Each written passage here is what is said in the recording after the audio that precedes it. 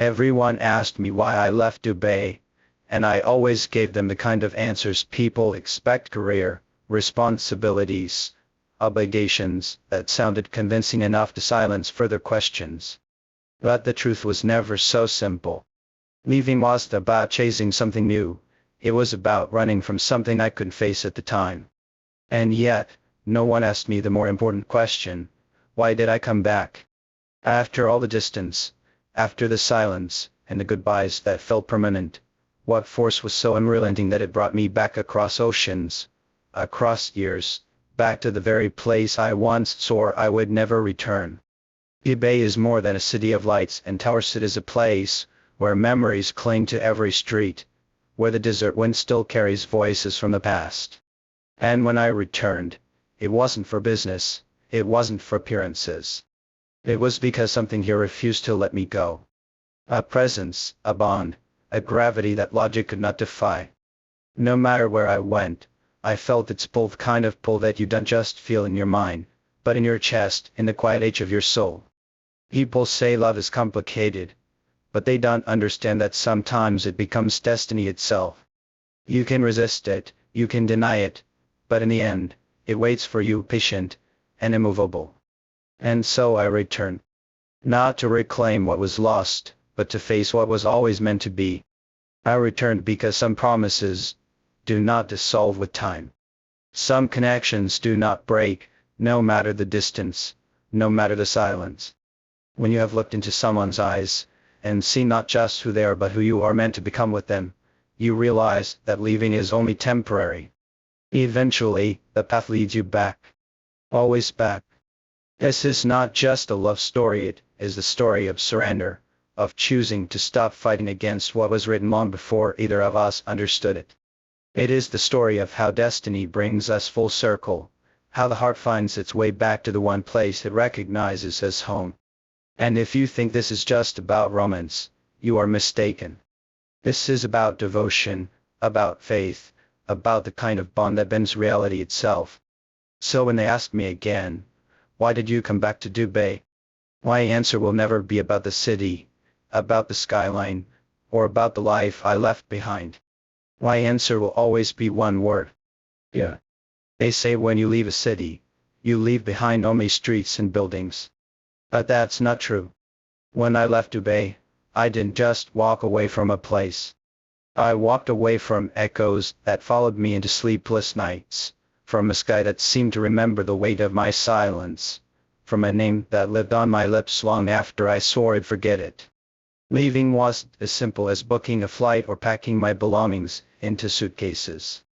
Leaving was a wound that kept reopening, no matter how many miles I put between myself and the desert. I thought distance would heal me, that if I drowned myself in noise and new cities, I could silence the part of me that still looked east when the sun rose. But you cannot run from something written into your bones. And no matter how far I went, Dubai never loosened its grip on me, because it wasn't the city that haunted me. It was you. When people ask me now why I returned, I can see the curiosity in their eyes. They expect answers that make sense, explanations tied to business, to opportunity, to some grand pursuit of success. They want a reason they can measure, a reason they can understand. But how do I explain something that is neither rational nor visible? How do I tell them that logic had nothing to do with it? That I returned not because of what I could gain, but because of what I could no longer live without. There are moments in life when the soul takes command, when the pull of destiny is so strong that every choice feels like an illusion. My return to Dubai was not a decision, it was inevitability. Because there comes a time when silence becomes unbearable. When you realize that the person you tried to forget has become the very air you breathe. I carried your absence like a weight, one that bent my shoulders and filled every empty space in my days. I told myself I could live without you, that time would wash away what we had. But time only sharpened it. Distance only magnified it. And so when the chance came to return, I did resist. I did bargain with myself. I followed the pull that had been guiding me all along. I followed the truth I could no longer deny. My story was never meant to be written anywhere else, but here with you. Dubai is a city of speed, of glass towers that scrape the heavens, of lights that never allow the night to be fully dark. Yet beneath all that brilliance lies something timeless, something ancient, something that whispers in ways no skyscraper ever could. It is in the hush of the desert wind, in the silence before dawn, in the stillness where everything else falls away and only truth remains. That truth burns. So if anyone still wonders why I returned, let them wonder. Let them think it was chance, or work, or some practical reason that makes sense in their world. I don't need them to understand. The only thing that matters is that I am here, in the city I once fled, in the place I once feared to return, standing once again where my heart always knew I belonged. I did not come back for the city. I did not come back for the life I left behind. I came back for you. There are places in the world that never leave you, no matter how far you go, no matter how many years pass. For me that place was always Dubai. When I left, I thought I was cutting ties with nothing more than streets, towers, and sand. But I soon learned that a city is not made of steel and stone alone, it is made of memories, of faces, of words left unspoken. And Dubai was heavy with mine. Every corner had a shadow of us, every street carried the echo of our footsteps, every night reminded me of the silence I once held in your presence. I thought I was strong enough to carry that weight, strong enough to bury the chapters we had written together and start again in another land. But some stories refused to end. Some bonds refused to break. I carried Dubai with me like a phantom, following me into every crowded street of every foreign city. And no matter how far I went, I could never escape the truth. It was the city that haunted me. It was you. People asked me often, in those years away, why I never seemed settled, why no place seemed enough. And I had no answer that could satisfy them. How could I explain that it was the food, or the language, or the people that left me restless? It was the absence of something deeper. At every city, I tried to make my home felt like a room without air, like a song without melody. I buried the truth beneath excuses, pretended to be searching for opportunities, pretended to be chasing dreams. But deep down, I knew the truth. I was chasing anything. I was running. Running from memories that lived too vividly, running from the weight of emotions I could not master, running from the simple, undeniable fact that everything I wanted, everything I needed, had been left behind the moment I walked away from you. When I finally returned, the city had changed in ways that startled me. The skyline had risen higher, roads stretched longer, lights burned brighter. But underneath it all, I realized something else. The essence of Dubai had changed at all. The desert still whispered at night, carrying secrets on the wind. The sea still stretched endlessly, mirroring the sky with its restless waves. And in the quiet moments between dusk and dawn, I felt the same pull I had felt years ago when I first looked at you beneath this very sky. That was when I understood the truth I had denied for too long. My return was never about geography. It was about destiny. Cities may grow, time may pass, but some connections remain eternal. And yet, I cannot tell the story in a way that satisfies logic, because there is nothing logical about it. If someone asked me why I came back, I could list reasons: business, family, unfinished plans. But those would be lies. The truth cannot be wrapped in neat explanations, because the truth is far simpler, and far more terrifying.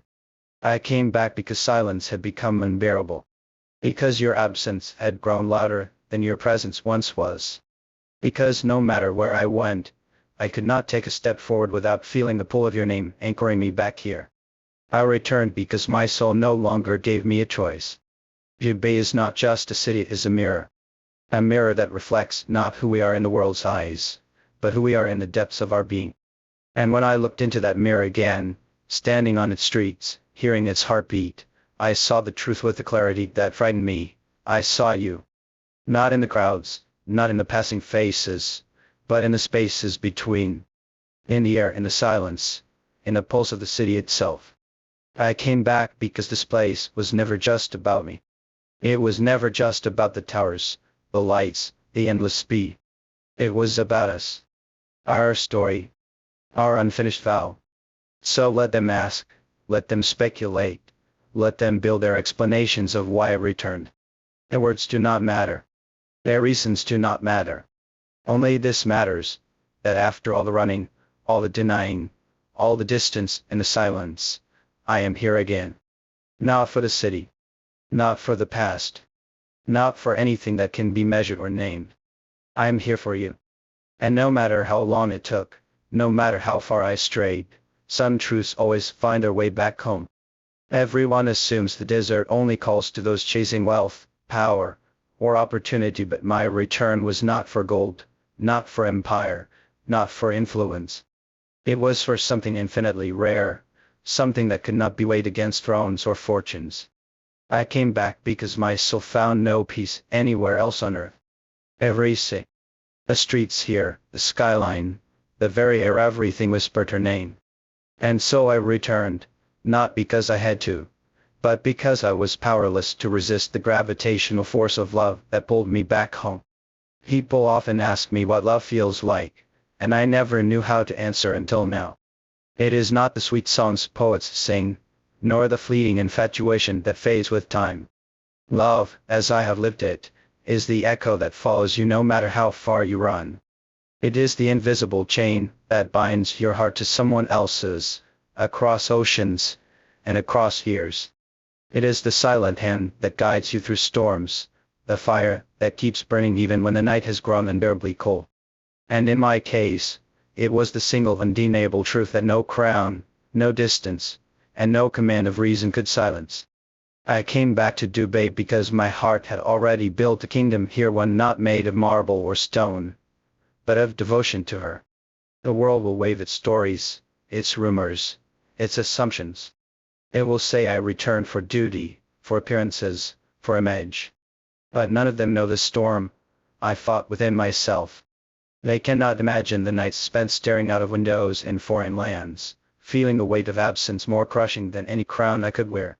They will never know how I searched for her in every stranger's face, how I carried her laughter like a haunting melody that never left my ears. I came back because she is not simply a chapter of my story, she is the story. Without her, every page would be blank, every victory hollow, every breath incomplete. And so, when I stepped once more onto Dubai's golden soil, I was not a prince returning to his city, was a man returning to his reason for living. Every building seemed taller, every night brighter, every horizon wider, not because the city had changed, but because she was here. My homecoming was not for the palace, nor for the power waiting within its walls. My homecoming was for her, the one who had unknowingly anchored me to this place, the one who had turned this desert into the only landscape my heart could ever belong to.